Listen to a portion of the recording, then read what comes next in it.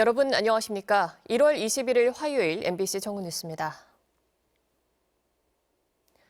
윤석열 대통령이 조금 뒤 본인의 탄핵 심판에 직접 출석할 예정입니다. 현직 대통령의 탄핵 심판 출석은 전례 없는 일로 헌법재판소는 만일의 사태에 대비해 보안을 한층 강화했습니다. 헌재에 나가 있는 취재기자 연결합니다. 유서영 기자, 윤 대통령 측이 출석 의사를 밝혔죠?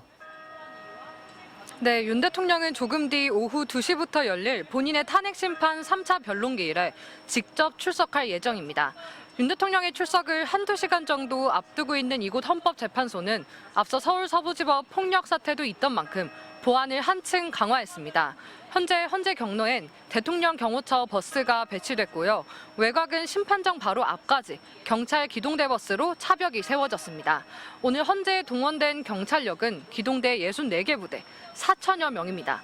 현직 대통령의 탄핵 심판정 출석은 헌정사 최초인데요.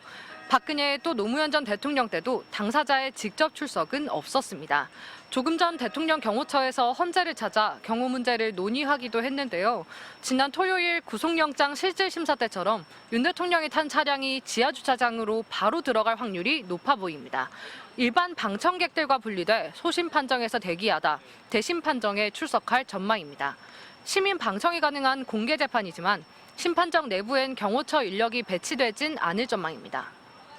네, 오늘 변론 기일 어떻게 이뤄질 예정인지도 정리해 주시죠. 네, 조금 전 헌재가 브리핑을 통해 밝혔는데 오늘 일단 윤 대통령에게 발언 기회가 부여될 걸로 보이고요. 재판부의 신문도 가능하다고 밝혔습니다. 재판부는 윤 대통령을 상대로 비상계엄 선포 이유와 또 국회와 선관위에 군경을 투입한 경위 등 핵심 쟁점을 직접 물을 수 있습니다.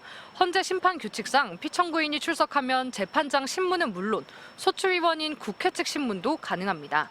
윤 대통령은 부정선거 의혹 등 계엄 선포가 불가피했다는 기존 본인 주장을 강조할 전망입니다.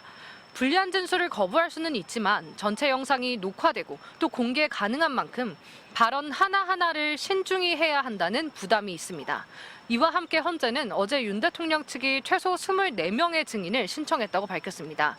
인적 사항이 구체적으로 확인되지 않은 투표관리 사무관 등을 포함해서 이상민 전 행안부 장관, 한덕수 총리, 최상목 경제부총리 등 전현직 국무위원, 또 국회가 탄핵소추한 최재회 감사원장, 이진숙 방송통신위원장 등이 포함됐습니다. 무더기 증인 신청으로 탄핵 심판을 장기전으로 끌고 가려는 전략으로 보이는데 오늘 기일에서 증인 채택 여부가 결정될 수 있습니다. 지금까지 헌법재판소에서 전해드렸습니다.